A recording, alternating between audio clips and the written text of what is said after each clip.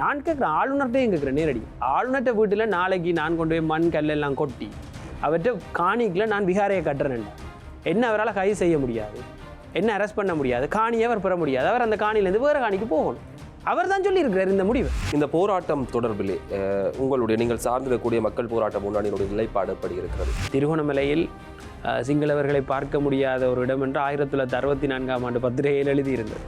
இன்று சிங்களவர்கள் தமிழர்களுக்கு சரி சமனாக இருக்கிறார்கள். எப்படி இது இடம்பெற்றது என்றால், அங்கும் இப்படியான விகாரைகள் தோற்றம் பெறும். பின்னர் அதை சுற்றி சிறிய சிறிய குடியேற்றங்கள். ஒரு விடயத்தை சொல்கிறார், விகாரை இடிப்பது என்பது சாத்தியமாகாது, மாற்று காணிகள் கொடுப்பது மாத்திரம்தான் செய்ய முடியும். இதை கட்டி நாங்கள் விடுவோம் என்று விட்டா இதோட முடியும் நினைக்கிறீங்க? இதை உதாரணம் எடுத்து இன்னும் 10 விகாரை கட்டப்படும். நாளைக்கு எந்த வீட்லேயோ உங்களோட வீட்லேயோ சந்திரசேகர வீட்டு நடுவில் ஒரு விகாரையை கட்டிட்டு உனக்கு வேறு காணி தாரமெண்டா என்னென்னு நாங்கள் சொல்கிறது? தையிட்டு இப்படி தான் நடந்துச்சு, அவங்க போனாங்க, நீங்களும் போங்கன்னு சொல்லுவாங்க. இவ்வளோ காலம் சத்தம் போட வந்துட்டு இப்போ வந்து ஏன் சத்தம் போறீங்கன்னு கேட்டால், போராட்டம் செய்யக்கூடிய உங்களுடைய தரப்பு என்ன பதிலை வைத்திருக்கிறது? உங்களால் ஒரு சிங்கள பிரதேசத்துக்குள்ள போய் ஒரு கோயிலை கட்டிட்டு தனியாட்ட காணிக்கல சிங்கள மக்களுக்கு வேறு தனியான இடத்துல காணி வழங்கிட்டு உயிரோட வர முடியுமா? அப்படி இருக்கிற போது இவர்கள் சொல்லிருக்கக்கூடிய எல்லா வாக்குறுதிகளும் இன்றைக்கு ஓரளவாவது நிறைவு வருகிறதா? தாங்கள் பெரிய வீடுகளை பயன்படுத்தவில்லை, தாங்கள் சம்பளத்தை எடுக்கவில்லை, இதெல்லாம் உண்மையில் தேவையில்லை. நீங்கள் நல்லாவே இருங்க, ஒரு பிரச்சனையும் இல்லை. மக்களுடைய வாழ்க்கை தரம் முன்னேறுக. தங்களுடைய நியாயமான கோரிக்கைக்காகத்தான் போராடுகிறான் என்ற விடயத்தை சிங்கள மக்கள் மத்தியில் சொல்கிற போது அதை புரிந்து கொள்கிற பக்குவம் அங்கே இருக்கிறது. தமிழன் அடிச்சிட்டம், தமிழட்ட இடத்தை பிடிச்சிட்டம் என்று மகிழ்வுபடுத்திய காலம் இப்பொழுது இல்லை. அதனால் நான் இந்த நேரங்களில் எங்கள் மக்களுடைய உண்மையான பிரச்சனைகளையும் அது எப்படி பொய்யாக அரசியல் மயப்படுத்தப்படுகின்ற விடயங்களையும், இந்த இனப்பிரச்சனைக்கான தீர்வு ஒன்றை காண்பதற்கான வாய்ப்புகள் இருப்பதாக நீங்கள் நம்புகிறீங்க? இந்த பௌத்த பேரினவாதத்தினுடைய முகத்தை என்பிபி அரசு கொஞ்சம் சாஃப்டாக காட்டு. நாங்கள் உங்களை அடிக்க மாட்டோம், நீங்கள் எங்களோட சேர்ந்து வாழும் என்று தான் காட்டுது. நாங்கள் உங்களை அடிக்க மாட்டோம், சேர்ந்து நாங்களும் வாழ்கிறோம், நீங்களும் வாழுங்க.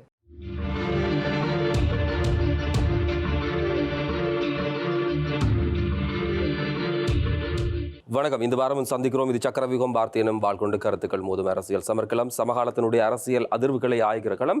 பல்வேறுபட்ட விஷயங்கள் நிகழ்ந்து கொண்டிருக்கிறது. இந்த வாரத்தினுடைய நடுநாட்களிலே குறிப்பாக வடக்கிலே யாழ்ப்பாணத்திலே பெரிய அளவிலே மக்கள் போராட்டம் ஒன்று இடம்பெற்றிருந்தது. அதை தாண்டி பல்வேறுபட்ட சம்பவங்கள், மக்கள் தேர்வு செய்து அனுப்பிடக்கூடிய நாடாளுமன்ற உறுப்பினர்களுடைய செயற்பாடுகள் தொடர்பிலும் நிறைய விமர்சனங்கள் சொல்லப்பட்டு கொண்டிருக்கிறது. மறுபக்கமாக இந்த மக்களுடைய அபிலாஷைகள் தொடர்பிலே பேசப்பட வேண்டிய விடயங்கள் என்று சொல்லி நீண்ட பரப்புகள் இருக்கிறது. அதிலும் குறிப்பாக இந்த தையிட்டு விவகாரம் என்பது சாதாரணமான ஒரு பிரச்சனையாக பொதுவாக வெளியிலே அது பார்க்கப்பட்டு கொண்டிருந்தது. பூரணி நாட்களிலே போராட்டம் இடம்பெறுவதும் மக்கள் தங்களுடைய உரிமைகளை சொல்வதும் அல்லது தங்களுடைய வேணவாக்களை சொல்வதுமாக இருந்தாலும் கூட ஒரு அபிவிருத்தி ஒருங்கிணைப்பு குழு கூட்டத்திலே தெரிவிக்கப்படக்கூடிய கருத்துக்கள் இந்த பிரச்சனையை ஒரு பூதாகரமான பிரச்சனையை மாற்றி இப்போது தேசிய ரீதியாக சர்வதேச ரீதியாக பெரிய கவனத்துக்கு உட்படுத்தப்படக்கூடிய ஒரு போராட்டமாக இது உருவெடுத்திருக்கிறது. இது போன்ற பல்வேறுபட்ட விஷயங்களை பேசலாம். தேசிய நிறைவேற்றுக்குழு உறுப்பினர் மக்கள் போராட்ட முன்னணியுடையது திரு ராஜ்குமார் ராஜீவ்காந்த், வணக்கம். வணக்கம். அடிக்கடி வடக்கிற்கும் யாழ்ப்பாணத்துக்கும் பயணம் மேற்கொள்கிறீர்கள். தேர்தல்களும் அறிவிக்கப்பட்டிருக்கிறது. கட்சி தேர்தலில் இறங்குவதற்கு இருக்கிறதா? இல்லை, அப்படி இல்லை. நாங்கள் குறிப்பாக ஒரு அழுத்தம் கொடுக்கின்ற குழுவாக கடந்த 3 வருடங்களாக செயல்பட்டு கொண்டிருக்கணும். கடந்த 3 வருடங்களாக தேர்தல் இருக்கின்றதோ இல்லையோ, வாக்கரசியலுக்கு அப்பால் போராட்டங்களுக்குரிய ஒத்துழைப்பு, ஒரு சொலிடாரிட்டி என்று நாங்கள் ஒரு அமைப்பு வைத்திருக்கணும். அதனூடாக வடகிழக்கு மக்களினுடைய போராட்டத்திற்கு பலம் சேர்க்கும் விதமாக எங்களுடைய ஒத்துழைப்புகளை தொடர்ச்சியாக கொழும்பிலிருந்தும் அந்த போராட்டம் நடக்கின்ற களங்களுக்கு விஜயம் செய்தும் வழங்கி கொண்டிருக்கின்றோம். குறிப்பாக அந்த ஜனாதிபதி ஒருவரை பதவியில் இருந்து அகற்றுகிற கோட்டா கோகம அறகலைய அந்த போராட்டத்துக்கு பிறகு பெரிய அளவிலே மக்கள் எதிர்ப்புகள் அந்த தூரம் ஏற்பட்டதாக தெரியவில்லை.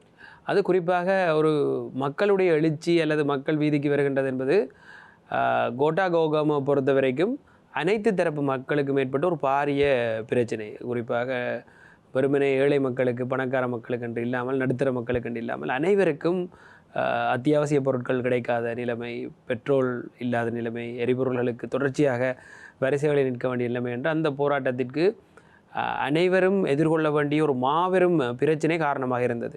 எதிர்காலம் தொடர்பான நிச்சயமற்ற தன்மை, இதற்கு மேல் என்ன செய்வதென்று தெரியாத பிரச்சனை அனைவருக்குமான பிரச்சனையாக அங்கு மாற்றம் பெற்றது. எனவே அதனை மிக இலகுவாக ஒரு மக்கள் எழுச்சியாக ஒரு இடத்தில் குவிக்கக்கூடிய ஒரு வாய்ப்பு அந்த போராட்டத்தில் கிடைத்தது.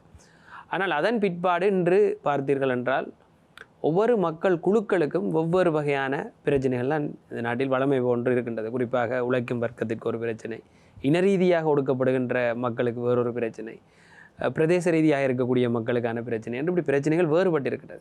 எனவே ஆங்காங்கே சிறு சிறு குழுக்களாக போராட்டங்கள் இடம்பெற்று கொண்டிருக்கும். நாங்கள் சில முயற்சிகளினூடாக இந்த போராட்டங்களை ஒருங்கிணைக்கும் ஒரு செயற்பாடுகளையும் செய்து கொண்டிருக்கின்றோம் மக்கள் பேரவை என்ற அமைப்பினூடாக. சரி, இப்போது வடக்கிற்கு அதிலும் யாழ்ப்பாணம் இந்த தையிட்டியினுடைய மக்கள் விவகாரத்துக்கு வந்திருக்கிறீர்கள்.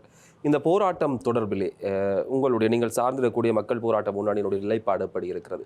நாங்கள் 2 நாட்களுக்கு முன்னராக எங்களுடைய மக்கள் போராட்ட முன்னணியுடைய பிரதான நிறைவேற்றுக்குழு உறுப்பினர்கள் ஒன்றிணைந்து ஒரு ஊடக சந்திப்பொன்றை நிகழ்த்தியிருந்தோம். எங்களுடைய கட்சியினுடைய நிலைப்பாட்டை அதில் நாங்கள் தெளிவாக தெரியப்படுத்தி இருக்கின்றோம். குறிப்பாக எங்களை பொறுத்தவரையில் தமிழ் மக்கள் மற்றும் மலையக மக்களினுடைய இடம் தொடர்பான பிரச்சனைக்கு எங்களுக்கு சரியான ஒரு நிலைப்பாடும் கொள்கையும் இருக்கின்றது. இந்த நாட்டில் சம அந்தஸ்துடன் வாழ வேண்டிய இந்த மக்கள் குறிப்பாக தங்களுடைய இடங்களில் தாங்கள் வாழ்வதற்கான உரிமையை பூரணமாக பெறவில்லை என்ற ஒரு விடயத்தை நாங்கள் மிக நீண்ட காலமாக கூறிக்கொண்டிருக்கின்றோம். வடக்கு கிழக்கில் அதிகாரத்தில் இருக்கக்கூடியவர்கள் தங்களுடைய அரசியல் அதிகாரங்களை வைத்து அரசியல் மற்றும் அதனோடு ஒத்திருக்கின்ற ஆயுத அதிகாரம், பலம், இந்த பலத்தை வைத்து இந்த மக்களை ஆக்கிரமிக்கின்ற செயற்பாடுகளை தொடர்ச்சியாக செய்து வருகின்றார்கள். குறிப்பாக நான் திருகோணமலையில் பிறந்து வளர்ந்த ஒருவன் என்ற அடிப்படையில் திருகோணமலையில் சிங்களவர்களை பார்க்க முடியாத ஒரு இடம் என்று 1964ஆம் ஆண்டு பத்திரிகையில் எழுதியிருந்தது. இன்று சிங்களவர்கள் தமிழர்களுக்கு சரி சமனாக இருக்கின்றார்கள். எப்படி இது இடம்பெற்றதென்றால் அங்கும் இப்படியான விகாரைகள் தோற்றம் பெறும். பின்னர் அதை சுற்றி சிறிய சிறிய குடியேற்றங்கள், பிறகு சேருவில் என்ற நகரமே உருவானது. இன்று ஒரு எம்பி இருக்கின்றார்கள். பல்கலைக்கழகத்திற்கு சிங்கள மாணவர்கள் செல்கின்றார்கள். ஏனென்றால் மாவட்ட ரீதியான பல விடயங்கள் இங்கு ஒதுக்கப்பட்டிருக்கின்றது. குறிப்பாக பாராளுமன்ற உரிமைகளாகட்டும் பல்கலைக்கழக உரிமைகளாகட்டும் மாவட்ட ரீதியாக ஒதுக்கப்பட்டிருக்கின்ற ஒரு விடயம். ஆனால் இனப்பெரம்பலை சீர்குலைக்கும் பொழுது எங்களுக்கு கிடைக்க வேண்டிய முழுமையான உரிமையை நாங்கள் இந்த நாட்டிலே எண்ணிக்கை அடிப்படையில் அதிகமாக வாழ்கின்ற மற்ற இனத்துக்கு விட்டு கொடுத்து கொண்டிருக்கின்றோம். எனவே இவை தொடர்பாக எங்களுக்கு சரியான ஒரு நிலைப்பாடு இருக்கின்றது. எனவே தான் தையிட்டி விவகாரத்தை நாங்கள் எங்களுடைய பழைய அனுபவங்கள் வரலாறுகளை வைத்து அணுகி இருக்கின்றோம். குறிப்பாக இதில் தையிட்டி விவகாரத்தை பொறுத்தவரையில் இவ்வளவு காலமும் ஏனைய இடங்களில் தொல்பொருள் ஒரு சின்னம் இருக்கின்றது. அது அரச காணியாக இருக்கலாம், விவசாய காணியாக இருக்கலாம், இப்படியான இடங்களை எல்லாம் கைப்பற்றியிருந்தார்கள்.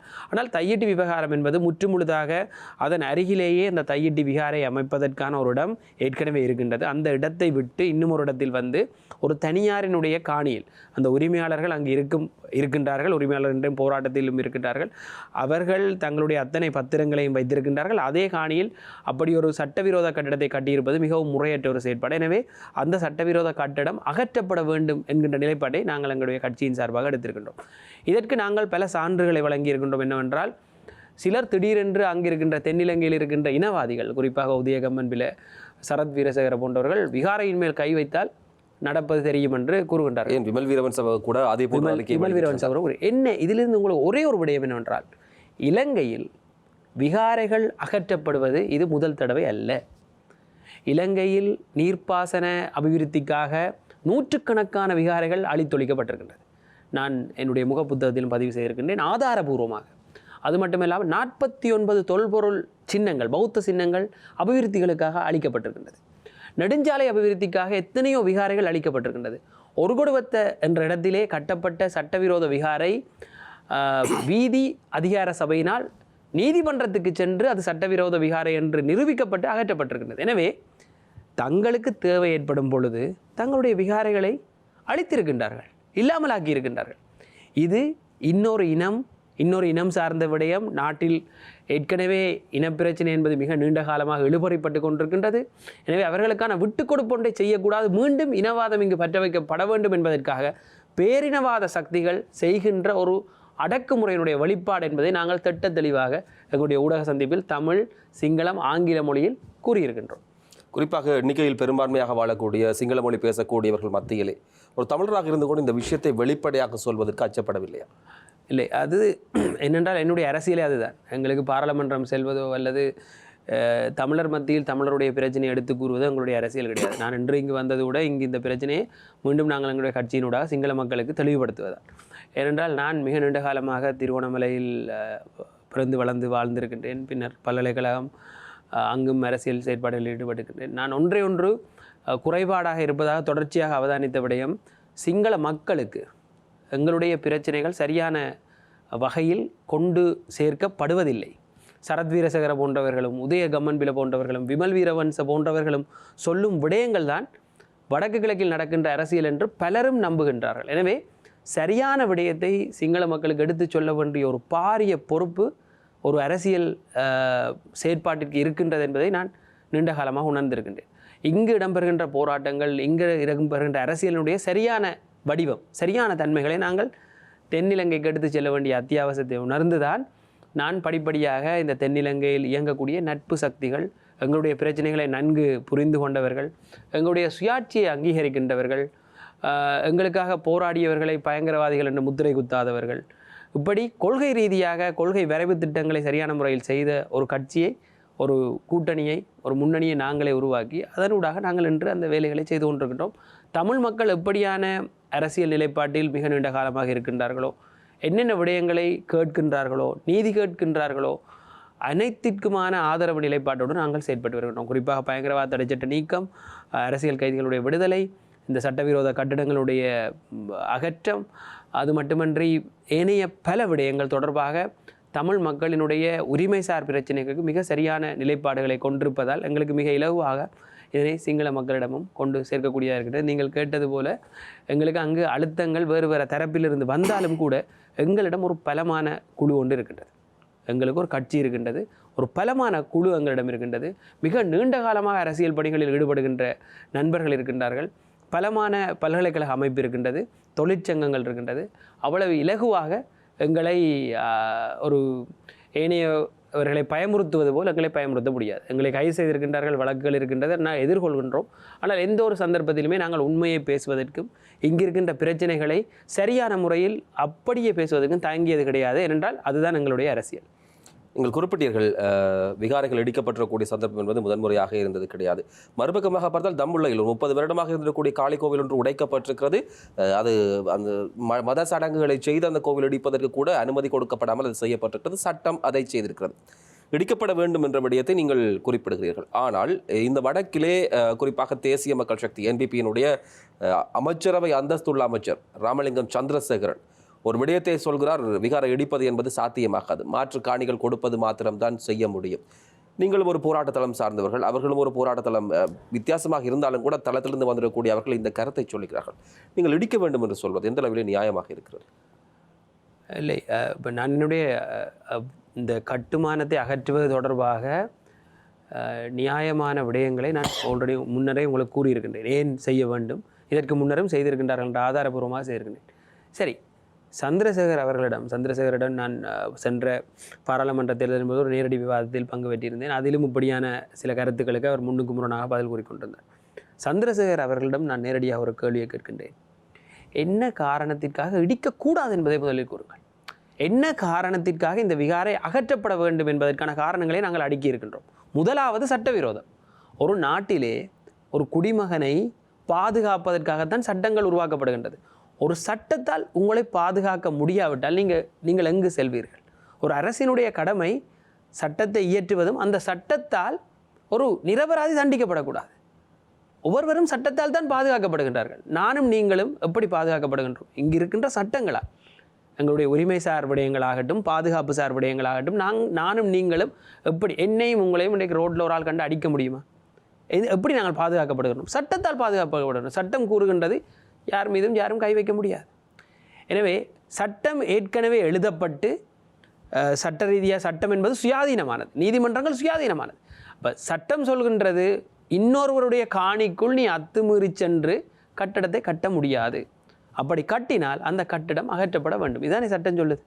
அப்போ இதை மீறி ராமலிங்கம் சந்திரசேகரன் என்ன சொல்ல வர? ராமலிங்கம் சந்திரசேகரனுக்கு ஏதாவது புதுசாக சட்டம் இருக்கா? அல்லது ராமலிங்கம் சந்திரசேகரன் சட்டத்தை மதிக்காமல் நடக்க போகிறார்? ராமலிங்கம் சந்திரசேகரனுக்கு தமிழ் மக்களுடைய ஒரு உரிமைசார் பிரச்சனையை அணுக தெரியாது. யாழ்ப்பாணத்தில் என்னத்துக்கு உலகாலம் இருக்கிறார்? இந்த மக்கள் உரிமைசார் பிரச்சனையை எத்தனை வருடங்களாக எதிர்கொள்கின்றார்கள். இந்த மக்கள் விட்டு கொடுக்காத விட்டு கொடுப்பா என்னத்தை இந்த மக்கள் விட்டு கொடுக்கலையா? உரிமையை விட்டு கொடுக்கலையா? உயிரை விட்டு கொடுக்கலையா? உடமைகளை விட்டு கொடுக்கலையா? இல்லை இருந்த இடங்களை விட்டு கொடுக்கலையா? மிகவும் பாவப்பட்ட ஒரு இனம்தான் தமிழினம். எத்தனை இழப்புகள், பாதி பிள்ளைகள் எங்கன்னு தெரியாமல் இன்றைக்கு வரைக்கும் அம்மா ரோட்டில் நின்று கேட்டுக்கொண்டிருக்காங்க.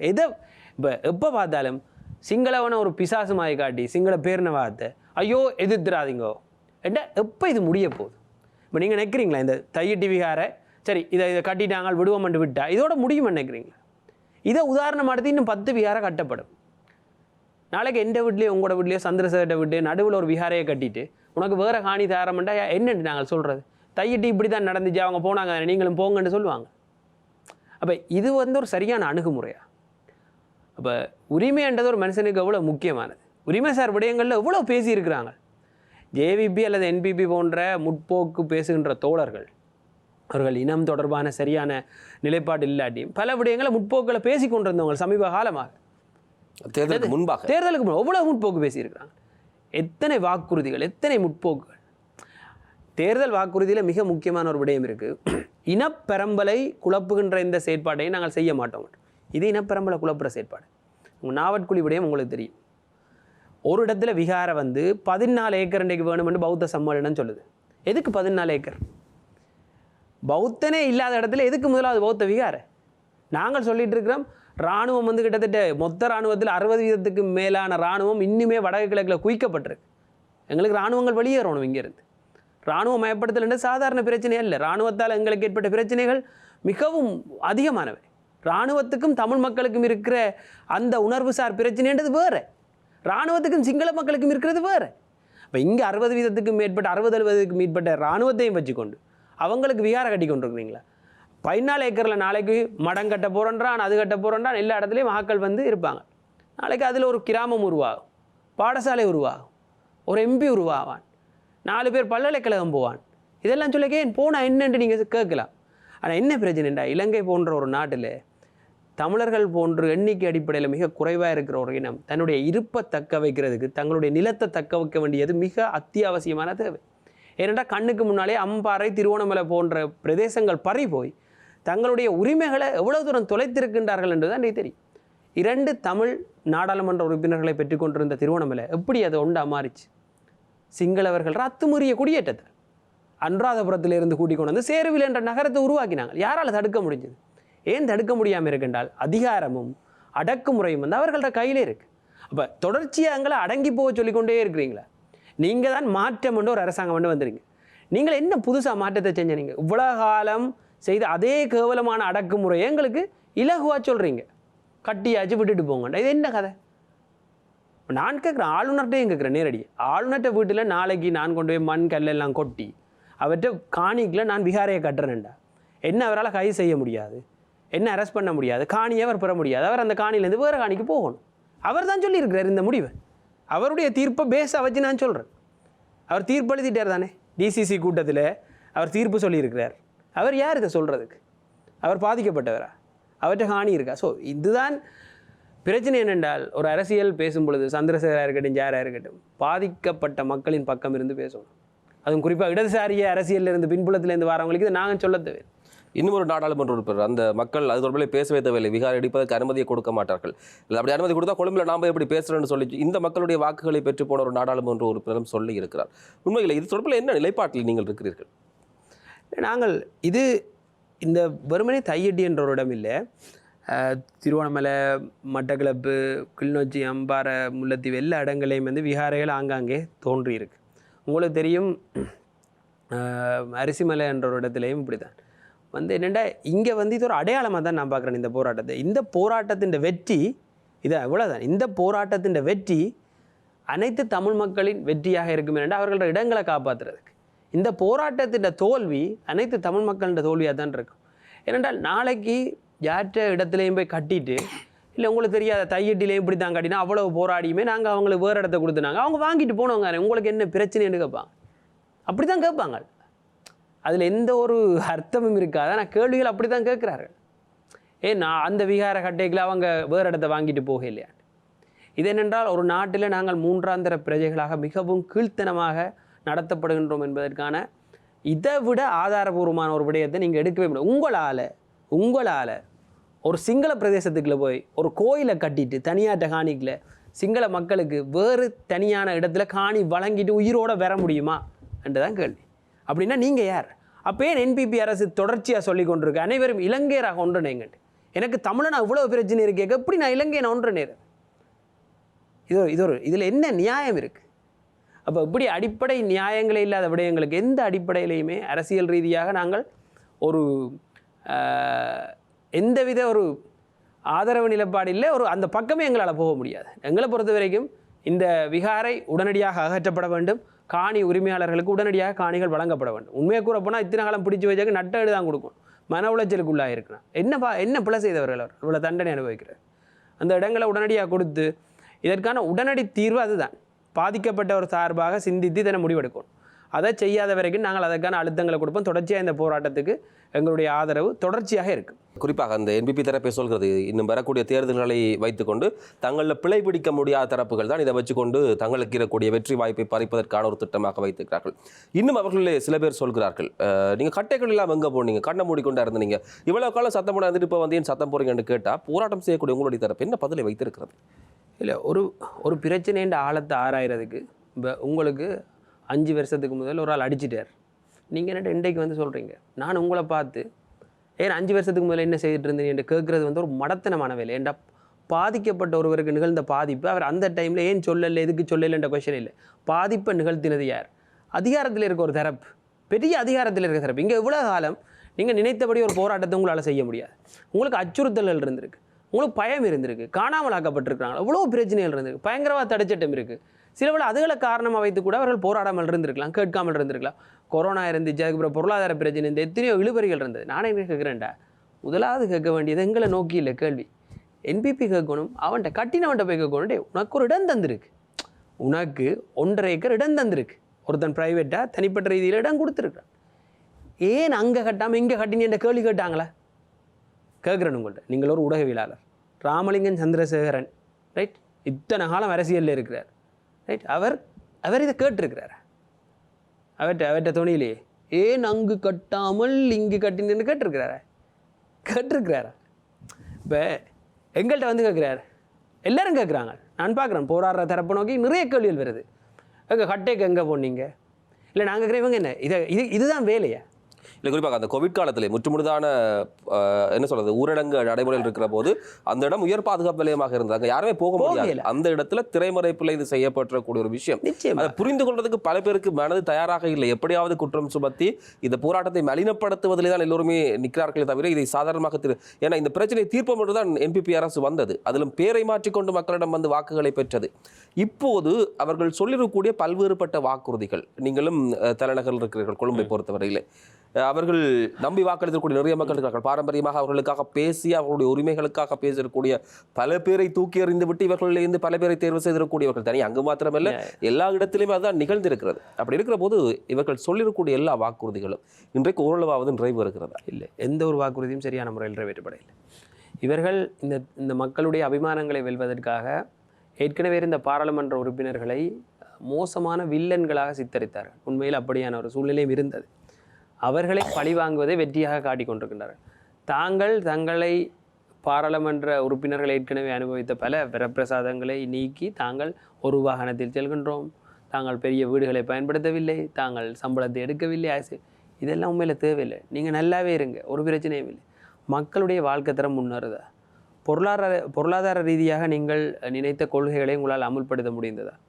இந்தியாவினுடைய ஆக்கிரமிப்பு தொடர்பாக மிக ஆழமான கருத்துக்களை கொண்டிருந்த என்பிபி கட்சி இன்று அரசாக மாறியவுடன் ஏன் அவற்றையெல்லாம் கைவிட்டது?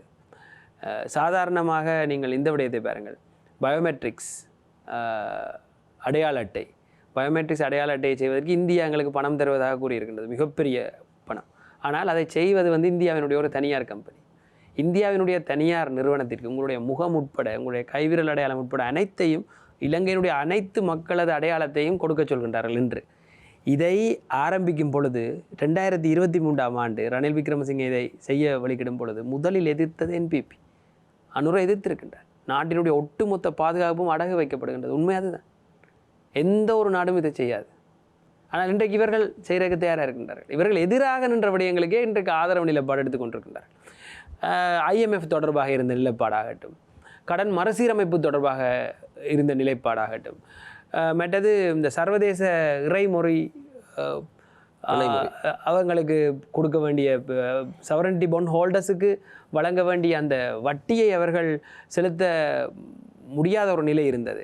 அதனை இன்னும் ஒரு பெரிய அளவிலே ஒரு சலுகை ஒன்றை பெற வேண்டிய தேவை இருந்தது. கானாவினுடைய உதாரணத்தை காட்டி 37% வரை சலுகை பெற வேண்டியவர்கள் அதை செய்தார்களா? இல்லை.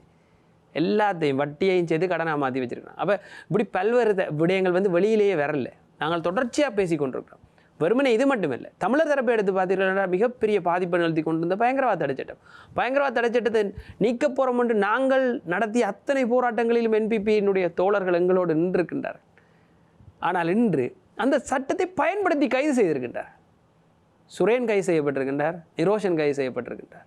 இன்னும் ஒரு இந்த நவம்பர் 27 விடுதலை புலிகளுடைய தலைவரது பிறந்த நாள் தொடர்பாக வாழ்த்து போட்ட ஒருவர் கைது செய்யப்பட்டிருந்தார். எல்லாம் பயங்கரவாத தடைச்சட்டம் பாவிக்கப்பட்டிருக்கிறார். பயங்கரவாத தடைச்சட்டத்தை பாவிக்கக்கூடாது என்கின்ற ஒரு பாரிய நிலைப்பாட்டில் இருந்தவர்கள் ஏனென்ற காரணங்கள் எல்லாம் நன்றாக தெரியும். அதே போல அரசியல் கைதிகளுடைய விடுதலை உடனடியாக இடம்பெறும் என்று கூறியவர்கள் ஹர்ஷ நாணயக்கார பதவியேற்ற பின் என்ன கூறியிருக்கின்றார்? இந்த நாட்டில் அரசியல் கைதிகள் என்று யாரும் இல்லை என்று கூறுகின்றார். யாரும் இல்லை என்றால் எதற்காக தேர்தல் விஞ்ஞாபனத்தில் அரசியல் கைதிகளை விடுதலை செய்வோம் என்று போட்டீர்கள்? ஏன் செய்தீங்க? அப்படி இது வந்து நான் உங்களுக்கு கண்ணுக்கு முன்னால் பார்க்குற விஷயங்கள். இன்னும் ஆழமாக என்பிபி அரசினுடைய தேர்தல் விஞ்ஞாபனமும் அவர்கள் சொன்னதும் செய்ததும் என்ற விடயங்களை நாங்கள் இன்னும் வரும் வாரங்களில் ஒரு பாரிய நிகழ்வாக செய்ய இருக்கின்றோம். அது தொடர்பான விடயங்களை நாங்கள் இப்பொழுதுதான் எங்களுடைய சமூக வலைத்தளங்களில் 3 மொழியிலும் சொல்லிக் கொண்டிருக்கோம். சொன்னவையும் செய்தவையும் என்று. கிட்டத்தட்ட 100 நாட்கள் கடந்து இந்த அரசாங்கம் சென்று கொண்டிருக்கின்றது. 100 நாட்களுக்குள் செய்து முடிக்க வேண்டிய பல விடயங்களை இந்த அரசு செய்யவில்லை. இந்த அரசு தொடர்ச்சியாக ஒரு எதிர்க்கட்சி போல் நடந்து கொண்டிருக்கின்றது. இன்னுமே கடந்த ஆட்சியில் நடந்த விடயங்களை குற்றம் சாட்டி தங்களுடைய இயலாமையை மறைத்து கொண்டிருக்கின்றனர். அவர்கள் தாங்கள் எந்த பக்கம் இருக்கிறார்கள் தெரியாமலே அந்த நாடாளுமன்ற நீங்க இதை பாருங்களேன், என்ன பேர் இளங்குமரன் இந்த யாழ்ப்பாணம் உங்களுடைய கலாச்சார மண்டபம் இந்தியாவினுடைய மண்டபத்திலே பேர் மாற்றம் இடம்பெற்றது, திருவள்ளுவர் மண்டபம் என்று. பின்னர் அது திரும்ப யாழ்ப்பாணம் என்று மாறின. தமிழுக்கு 3வது இடத்தை வழங்கியிருந்தார்கள். அது தொடர்பாக மக்களின் போராட்டத்திற்கு கிடைத்த வெற்றி என்னது பேர் திரும்ப மாற்றின பிறகு மக்களின் போராட்டத்திற்கு கிடைத்த வெற்றி. இந்தியா இனி இப்படி செய்தால் மக்கள் அதற்கு எதிராக போராடி வெற்றி பெறுவார்கள் என்றால், மக்கள் வாக்களித்து உங்களை அரசாக தெரிவு செய்வது நீங்கள்தான் மக்கள், நீங்கள்தான் இந்த நாட்டை ஆள்கின்றீர்கள். இவ்வளவு ஒரு பிழை நடந்திருக்கின்றது, இதற்கு மக்கள் போராடி வெற்றி பெற்றிருக்கின்றார்கள் என்றால் உங்களுடைய ஆட்சியில் ஏதோ கோளாறு இருக்கின்றது. நீங்கள் ஒரு ஆட்சியாளராக அங்கு பேசவில்லை, நீங்கள் இந்திய ஆளும் தரப்பாகவும் நீங்கள் எதிர்த்தரப்பாகவும் இருந்து பேசிக் கொண்டிருக்கின்றீர்கள். ஒரு வெளிநாட்டு கொள்கை தொடர்பாக, வெளிநாட்டினுடைய ஆக்கிரமிப்பு தொடர்பாக, ஒரு வெளிநாட்டினுடைய அத்துமுறிய ஆக்கிரமிப்பு தொடர்பாக, வெளிநாடுகளுடைய மொழிக் கொள்கைகளுக்குள் செலுத்தக்கூடிய ஆக்கிரமிப்பு தொடர்பாக, வெளிநாடுகளுடைய கலாச்சாரங்களுக்குள் செலுத்தக்கூடிய ஆக்கிரமிப்பு தொடர்பாக, இந்தியாவினுடைய அடிமனதில் இருக்கக்கூடிய அகண்ட பாரதம் என்ற சிந்தனையில் இருக்கக்கூடிய ஆக்கிரமிப்பு தொடர்பாக எந்தவித அறிவுமற்றவர்களாக பேசிக் கொண்டிருக்கின்றார்கள். எனவே இவர்கள் அரசியலினுடைய அடிநாதத்தை அறியாதவர்கள், அடித்தளத்தை அறியாதவர்கள், விடயங்களை ஆழ ஆராய்ந்து பேசுவதற்கு அவர்களுக்கு போதுமான அரசியல் அறிவு இல்லை என்பதை நான் ஒவ்வொரு நாளும் அவதானித்துக் கொண்டிருக்கிறேன். அல்லது இவர்களை நான் முதுகெலும் பெற்ற ஒரு அரசியல்வாதிகளாக பார்க்கின்றேன். சந்திரசேகரன் போன்ற மிக நீண்ட காலமாக அரசியல் இருக்கக்கூடிய ஒருவர் இப்படியான வார்த்தைகளை விடலாமா? உண்மையில் இடதுசாரி எந்த இடத்துல மதத்துக்கு முக்கியத்துவம் கொடுத்துருக்கின்ற எந்த நாட்டில் இடதுசாரியா இவங்க? யாராவது இவங்களை இடதுசாரி என்று சொல்லலுமா? மதத்துக்கு பின்னால் போய் ஒளிவாங்களா? இவங்கள் ஆட்சிக்கு வரைக்கிலேயே நாங்கள் மிக காட்டமாக விமர்சித்தினாங்க. 9ஆம் சரத்தை நீக்குவோம் என்றது எங்களுடைய கட்சியினுடைய நிலைப்பாடு. பௌத்தத்திற்கு அரசியலமைப்பிலே கொடுக்கின்ற முன்னுரிமை நீக்கப்பட வேண்டும். அப்பொழுதுதான் இந்த நாடு ஒரு பௌத்த நாடு இல்லை என்ற சிந்தனை எல்லாருக்குமே பெறும். நீங்கள் அரசியலமைப்பிலே திட்ட தெளிவாக இது பௌத்த நாடு என்று கூறிக்கொண்டு அனைவரையும் இலங்கையராக வரை சொல்வது இன்றைக்குமே நடைபெறாது. என்ற பௌத்தம் ஏதோ ஒரு வகையில் அடக்குமுறையை செய்து கொண்டிருக்கு. இன்றைக்கு தையிட்டியில் மக்கள் படுகின்ற வேதனைக்கான காரணம் பௌத்த பேரினவாதத்தினுடைய அடக்குமுறை. இந்த அடக்குமுறைக்கு பின்னால் தான் ஒளிஞ்சு கொண்டிருக்கிறாங்க எல்லாரும். சந்திரசேகரன் என்பவர் யார்? இந்த பௌத்த பேரினவாத சிந்தனை அடக்குமுறையிலிருந்து தாண்டி வர முடியாத ஒருவர், அதற்கு பின்னால் தான் நிற்கிறார். இவரால் இந்த இடம் சட்டவிரோதமாக கைப்பற்றப்பட்டிருக்கு, இந்த விகாரையை நாங்கள் அகற்றி மக்களுக்கு கொடுக்குறோம் என்று சொல்ல முடியுமா? அதுக்கான முதுகெலும்பு அவருக்கு இருக்கா? என்ன நியாயமான அரசியலை செய்ய போகிறாங்க? இது என்னுடைய கேள்வி. நீங்கள் சொன்னீர்கள் ஒரு இடைவெளி இருக்கிறதுன்ற அடிப்படையில் தான் நீங்கள் இதுக்குள்ளே வந்தீங்கன்னா, தமிழ் மக்களுடைய பிரச்சனைகளை தமிழ் மக்கள் மத்தியிலே பேசுவதை தாண்டி சிங்கள மக்கள் மத்தியிலும் பேச வேண்டும். முன்பு குறிப்பிடக்கூடிய தலைவர்கள் இருந்தார்கள். மறைந்த மாமனிதர் ரவிராஜிலிருந்து பல்வேறுபட்டவர்களை குறிப்பிடலாம். ஆனால் அவர்களை காலம் தன் பக்கம் எடுத்துக்கொண்டு விட்டது. அதுக்கு பிறகு நீங்கள் இப்போது இந்த விடயத்தை சொல்கிறீர்கள், தையிட்டி உள்ளிட்ட பல்வேறுபட்ட பிரச்சனைகள் இருக்குது. வெடுக்குனாரையோ ஒரு நீதிபதியே நாட்டை விட்டு வெளியேற செய்திடக்கூடிய அளவுக்கு இந்த சுயாதீனமான கட்டமைப்புகள் இருக்கிறது என்று சொல்வதிலே வெட்கமாக இருக்கிறது. அப்படி இருக்கக்கூடிய ஒரு சூழ்நிலை நீங்கள் போய் இந்த மக்கள் தங்களுடைய நியாயமான கோரிக்கைக்காகத்தான் போராடுகிறார் என்ற விடயத்தை சிங்கள மக்கள் மத்தியில் சொல்கிற போது அதை புரிந்து கொள்கிற பக்குவம் அங்கே இருக்கிறது. என்னை பொறுத்தவரையில் நான் மிக நீண்ட காலமாக இப்பொழுது ஒரு கிட்டத்தட்ட 4 வருடமாக தொடர்ச்சியாக சிங்கள மக்களுக்கு தமிழருடைய பிரச்சனைகளை எடுத்து கூற ஒரு விடயத்தில் நான் ஈடுபட்டிருக்கிறேன். நானும் என்னுடைய நண்பர் ஒருவர் இருக்கின்றார், தரிந்து என்று. அவர் ஒரு ஊடகத்துறையில் இருக்கக்கூடிய நண்பர். அவரை நானும் சேர்ந்து நிறைய இப்படியான உரையாடல்களை எனக்கு தெரிந்த சிங்களத்தில் செய்வோம். விடுதலை புலிகள் தொடர்பாகவும், விடுதலை புலிகள் தலைவர் தொடர்பாகவும், விடுதலை புலிகள்ன்ற தோற்றம் தொடர்பாகவும் நாங்கள் ஒரு டிஸ்கஷன் ஒன்று செய்தாங்க. அதில் தமிழ் மக்கள் விடுதலை புலிகளை எவ்வளவு நேசித்தார்கள், விடுதலை புலிகளுக்கான ஆதரவு பாரிய அளவிலே தமிழ் மக்களிடமிருந்து பிறப்பதற்கான அந்த காரணம் என்ன, சிங்கள இராணுவத்தினர் எப்படி தமிழ் மக்களையும் விடுதலை புலிகளையும் வேறுபடுத்தி பார்க்காமல் ஒரே தட்டில் வைத்து பார்த்து தமிழ் மக்களை துன்புறுத்தி விடுதலை புலிகளுக்கான ஆதரவை திரட்டி கொடுத்து கொண்டிருந்தார்கள் என்றபடியதை நான் பேசியிருக்கிறேன். அதில் எங்களுக்கு வந்த கருத்துக்களை நாங்கள் பார்த்தோம். பல கருத்துக்கள் எங்களுக்கு சாதகமாக தான் வந்தது. 99% மக்கள் புரிந்து கொள்கின்றார்கள். என்னை பொறுத்தவரையில் நான் பார்க்கின்ற அந்த இடைவெளி இந்த அரசியல்வாதிகளால் உருவாக்கப்படுகின்றது.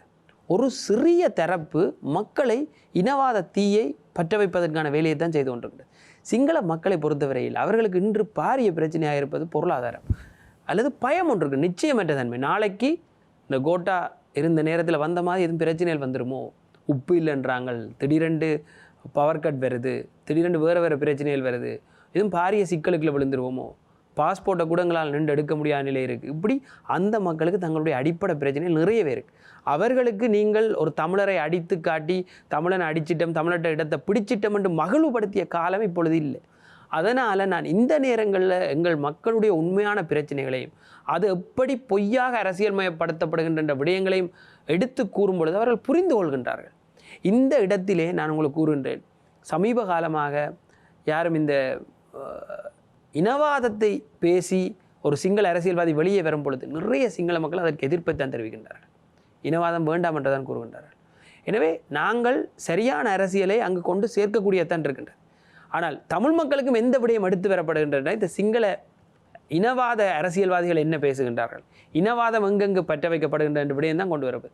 நான் சொல்கிறேன், அதை விட அதிகமான சிங்கள எங்களுடைய சகோதரர்கள், எங்களோடு இருக்கின்ற சகோதரர்கள் இந்த தமிழ் மக்களுடைய நிலப்பாடுகளுக்கு ஆதரவாக இவ்வளோ பேச்சு பேசியிருந்தோம். ஒரு பேப்பரில் கூட அதை போட மாட்டாங்க. ஒரு தமிழ் பேப்பரில் கூட நாங்கள் ஒரு முக்கியமான கட்சி, நாங்கள் செயற்பட்டு கொண்டிருக்கின்றோம், மக்கள் போராட்ட முன்னணியினுடைய லஹிரு வீரசேகர இந்த விகாரையை அகற்ற வேண்டும் என்று குறிப்பிட்டார் என்று போட்டால் என்ன நடக்கும் என்றால், ஒரு சிங்களவன் எதிர்க்கிறான், இன்னொரு சிங்களவன் ஆதரவு தெரிவிக்கிறான், அந்த ஆதரவு மனநிலை இல்லாதவன் பெறவும். எங்கட தமிழ் மக்களை பொறுத்த வரைக்குமே ஒட்டுமொத்த சிங்கள மக்கள் மேலேயும் தான் அந்த கோவம் திசை திருப்பப்பட்டு கொண்டிருக்கு. இது மக்களுக்கு இடையில இந்த வெறிய மூட்டி விடுற செயற்பாடை தொடர்ச்சியாக அரசியல்வாதிகள் செய்து கொண்டிருக்கிறாங்க. நாங்கள் அந்த இடத்துல தான் அந்த மக்கள் இதிலிருந்து அரசியல்வாதிகள்டிருந்து பிரித்தெடுக்கிற ஒரு வேலையை, மக்களுக்கு சரியான அரசியலை கொண்டு போய் சேர்க்கின்ற வேலையும் செய்து கொண்டிருக்கணும். அது உடனடியாக கடினமான விடயமாக இருந்தாலும் நீண்ட காலத்தில் அதுதான் இருக்கின்ற ஒரே ஒரு வழிமுறை என்னை பொறுத்த வரைக்கும். அதை தவிர வேறு வழிமுறை இல்லை. சரி, தேசிய இன பிரச்சனை ஒன்று தேசிய இனங்களுக்கு இடையில் இருக்கிறது. அது எண்ணிக்கை என்பது 2வது விஷயமாக இருந்தாலும் தேசிய இனங்கள் நிறையவே இருக்குது. அந்த தேசிய இனங்களுக்குள்ளே இனப்பிரச்சனை தொடர்பிலான முறுகல் என்பது நீண்ட காலமாக இருக்கிறது. அது நினைத்திருந்தால் வெவ்வேறுபட்ட சந்தர்ப்பங்களிலே தீர்த்திருக்க முடியும் என்ற கதைகளை நாங்கள் உபக்கம் வைத்துவிட்டு இப்போது இருக்கக்கூடிய இந்த அரசு மக்கள் நம்பி வாக்களித்தார்கள். தமிழர் பிரதேசங்கள் கூட கணிசமான வாக்குகளை கொடுத்து அங்கிருந்து பிரதிநிதிகளை தேர்வு செய்தார்கள்.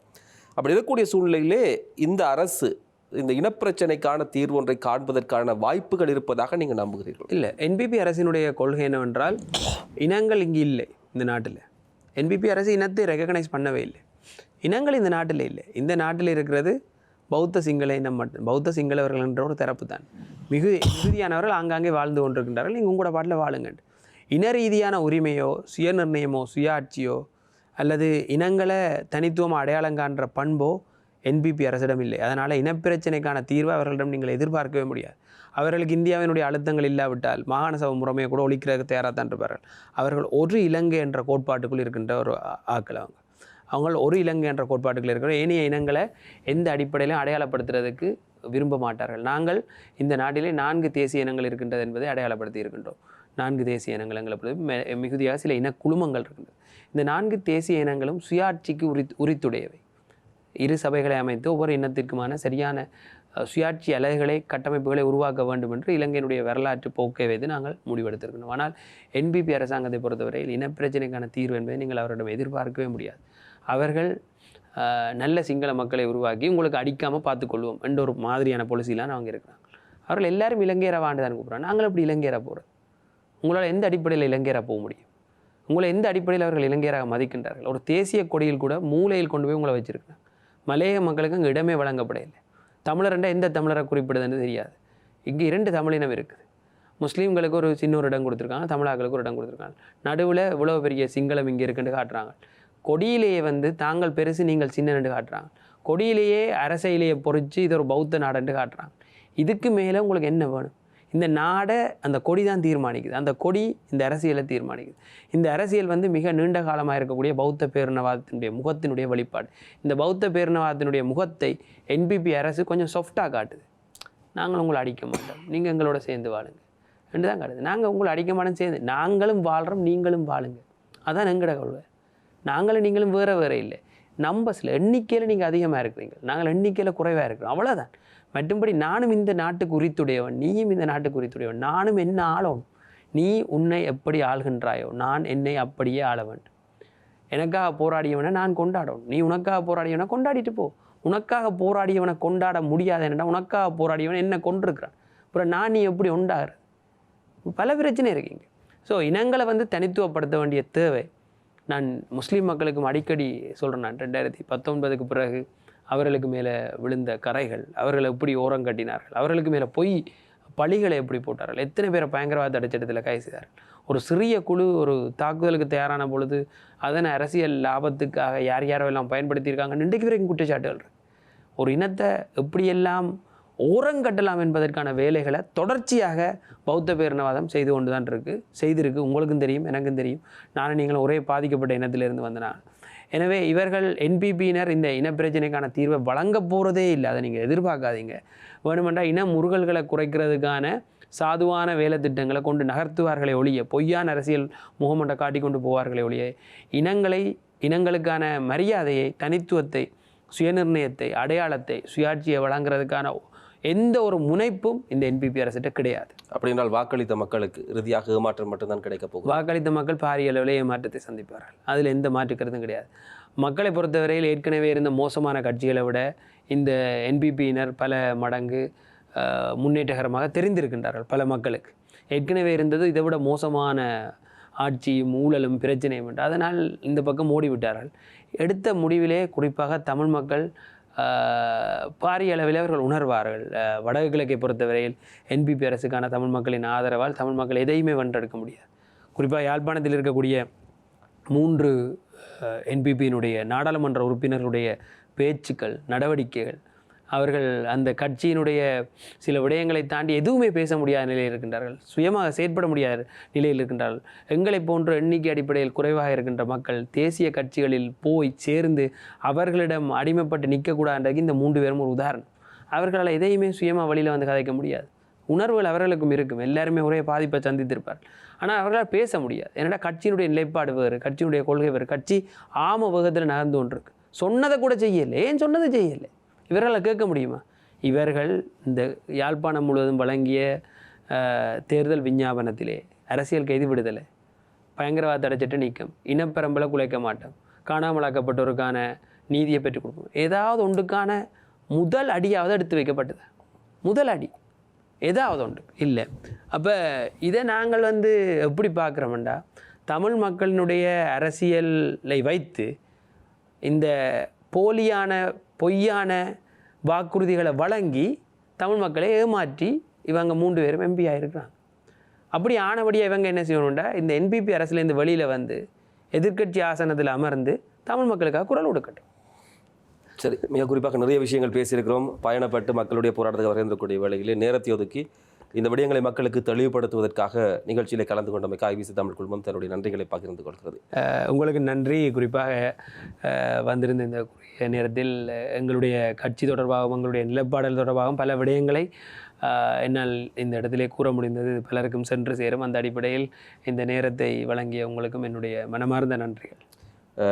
ராஜ்குமார், ரஜீவ்காந்த், பல்வேறுபட்ட விஷயங்கள் குறிப்பாக கோட்டா குகாமிலிருந்து ஆரம்பித்திருக்கக்கூடியவர்களுடைய பயணம் மக்களுடைய அடிப்படை உரிமை சார்ந்திருக்கக்கூடிய பிரச்சனைகளிலே கணிசமாக மக்கள் போராட்டங்களில் இவருடைய பங்கு தொடர்ந்தும் இருந்து கொண்டிருக்கிறது என்பது முக்கியமான விஷயமாக இருக்கிறது.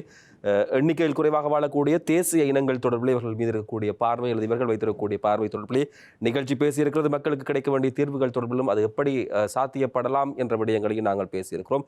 இன்னும் அதிதிகளோடு வருகிற வாரம் சந்திக்கலாம். அதுவரையில் விடைபெறுகிறோம். வணக்கம்.